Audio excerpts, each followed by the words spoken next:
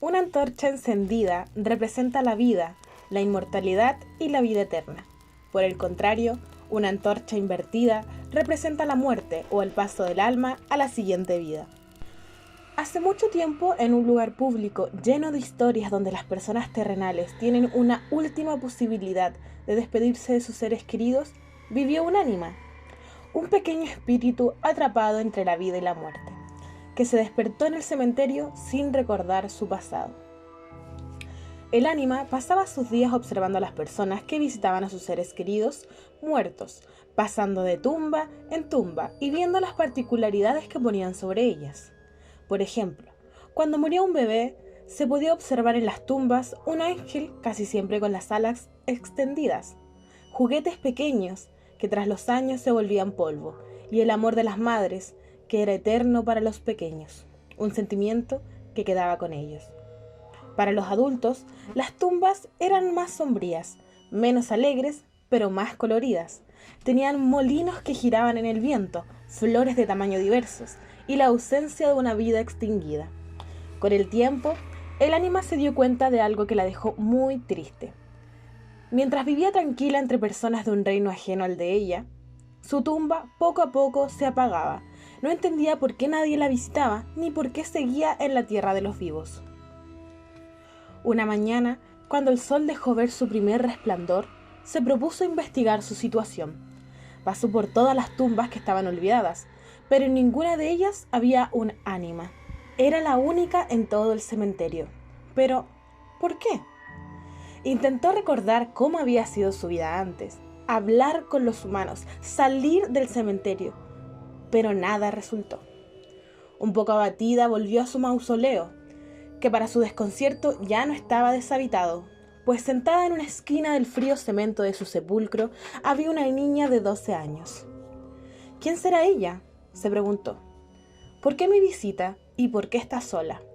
El ánima, curiosa, solo se limitaba a observarla. Al pasar los días, las visitas de la niña se volvieron recurrentes.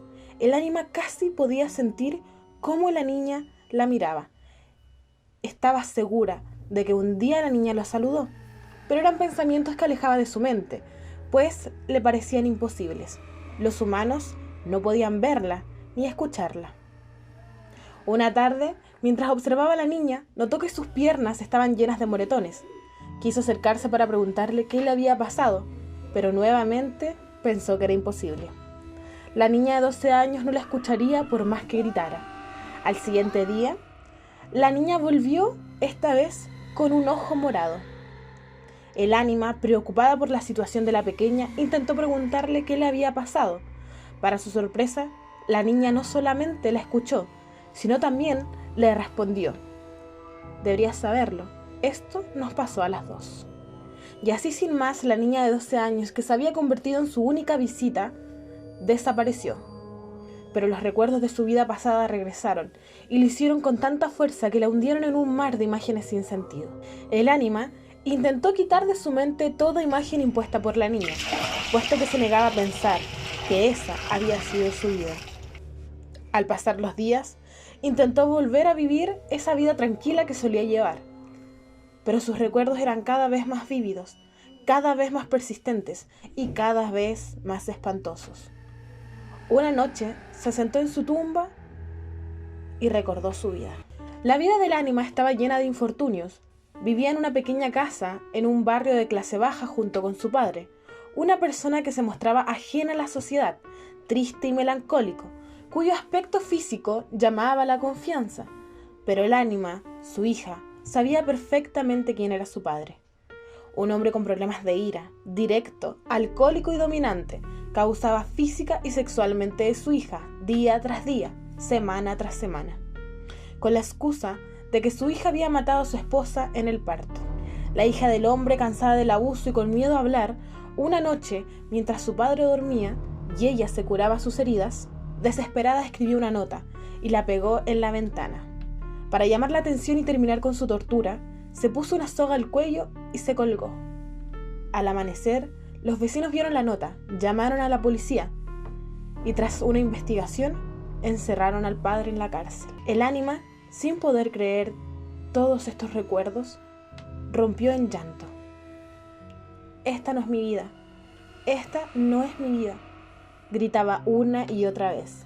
Es imposible, yo jamás me suicidaría y él no es mi papá.